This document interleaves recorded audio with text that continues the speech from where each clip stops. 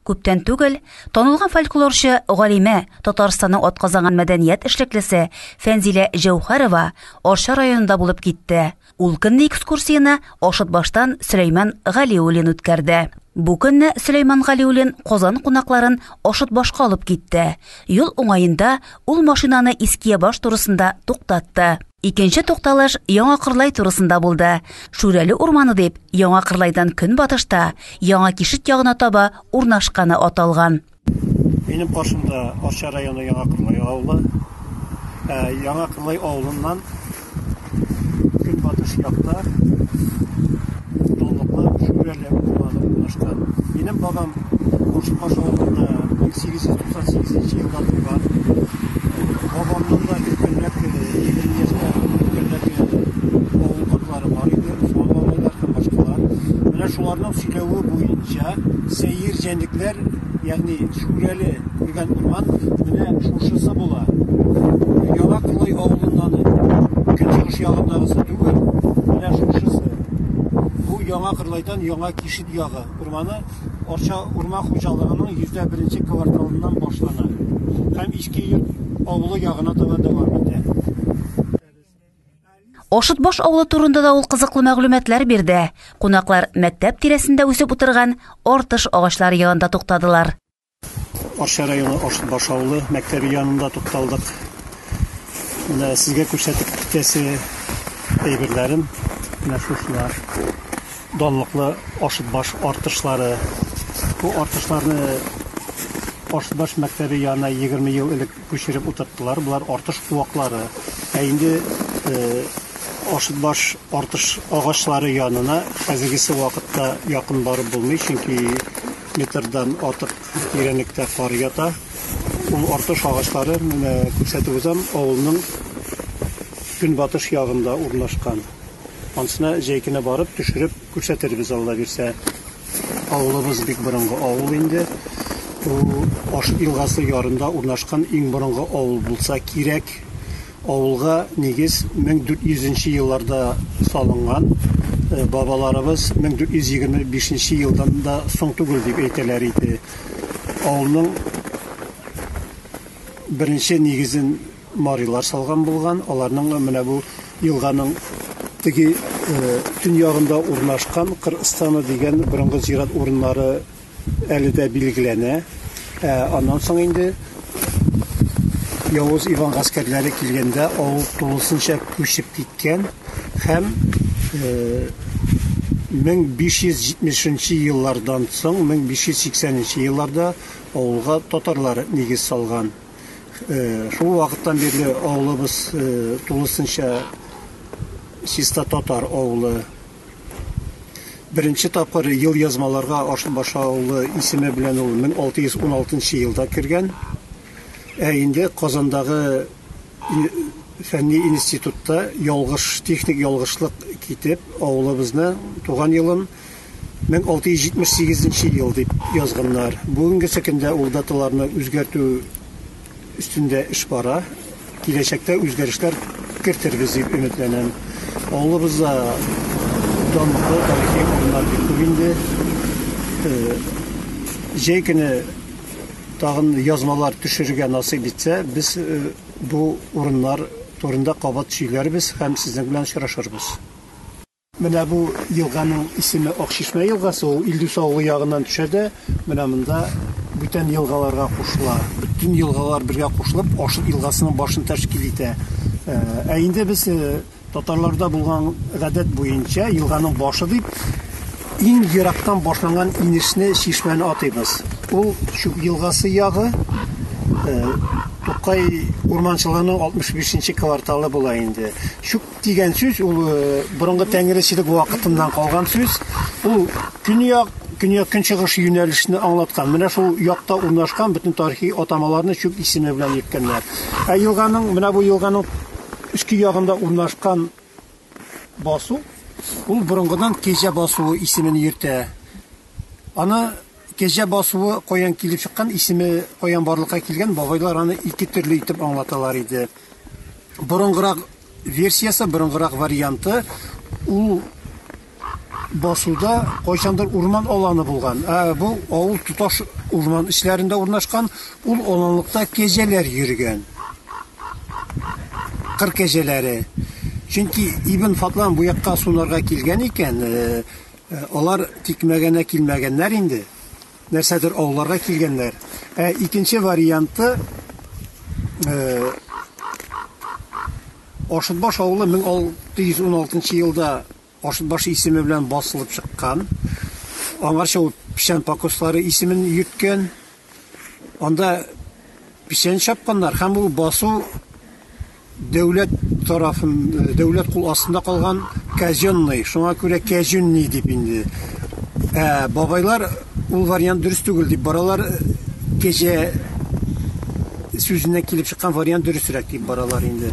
Тарихи атамалар күп. Менә бу янәшәдәге генә урам Мари теленнән кергән сүз лакыр исемен йөртә. Төрле тарихи исемнәр белән аталган урыннар бик күп. Менә кәҗә басуында аның менә бу көнчыгышрак өлешендә 1400-1450 еллардан калган борынгы зират урыны бар. Ул Ашытбаш авылы тарихында беренче зират булган. Аны бабаларыбыз Кыргызстаны исеме белән йөрткәннәр. Икенче зиратыбыз менә иске зират дип йөртелә.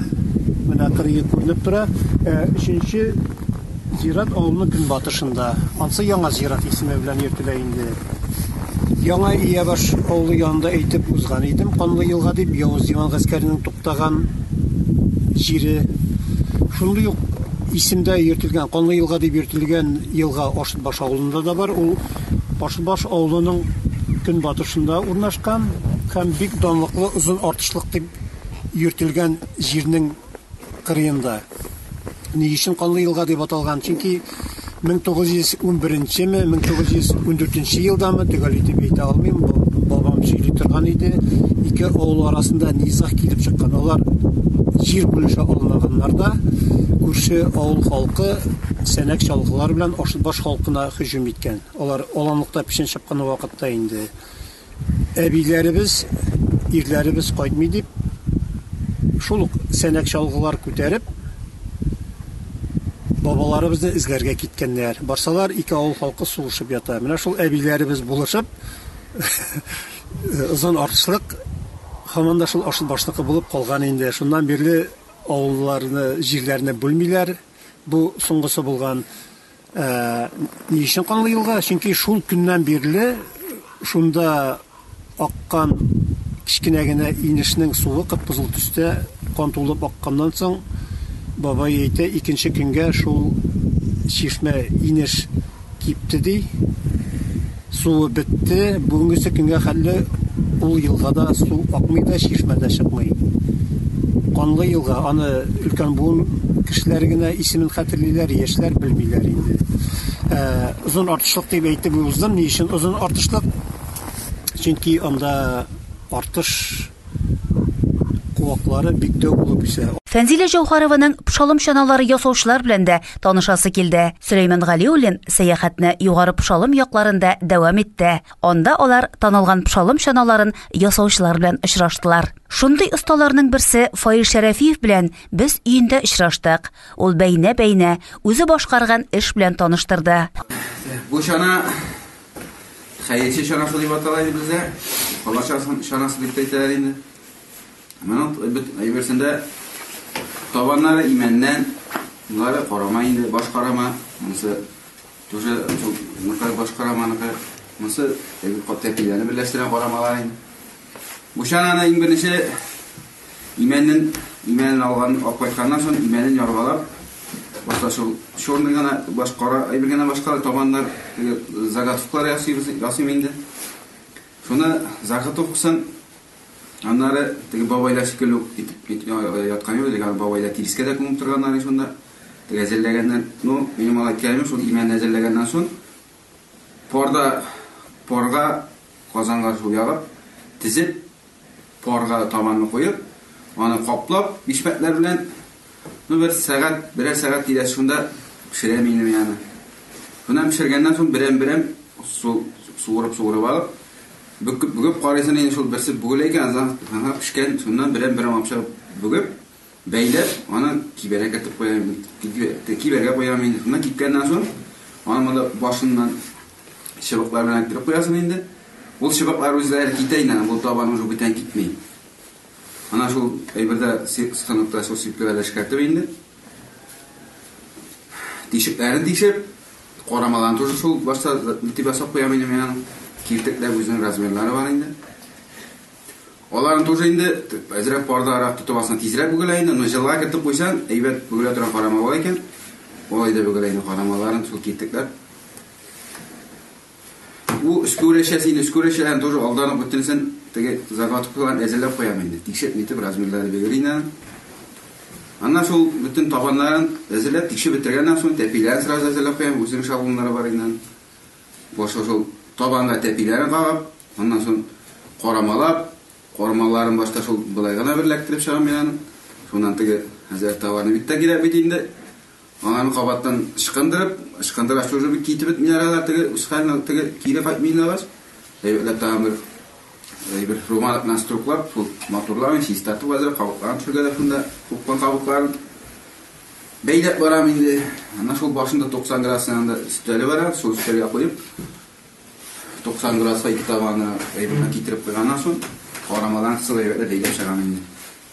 Иң ахырдан инде шу баш карамасын бер ягыннан китеп куеп, баш үрәшәне баш караманы бер ягын тыгып, шуннан бу ягына үрәшәне үзенә тыгып, шулай җайлап кертеп тотам инде. Шуннан караганда, алганда инде аны бурынга күрәк кайнан, карап тотам, менә бу үзен карап була инде. Менә бу табан бер тигезлектә була тиеш. Ул табан була менә анда кәкре була икән инде. Ул үстерәгән кешегә авыр була инде, авыр шана була. Шул табанның шушы турыдан карап килә. Башы тиеп, үкчәсе белән башына тиегән, ул авыр була үстерәгән.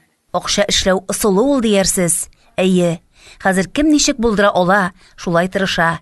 Әмма бу эш бөтен кешедән дә килеп чыкмый. Шананы да бөтен нечкәлекләрен белеп башкарырга кирәк.